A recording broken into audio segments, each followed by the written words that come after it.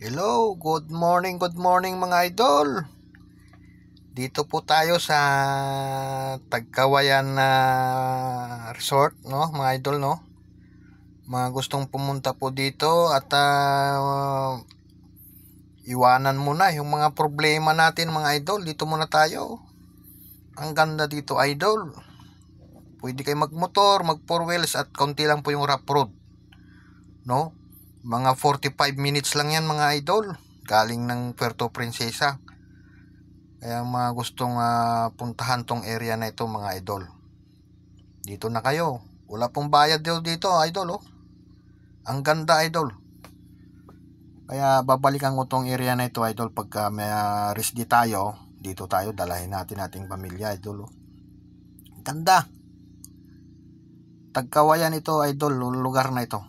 Maraming salamat, idol, ha, sa mga ating mga OFW na nanonood sa atin. Saang bansa man kayo, mga idol, maraming salamat.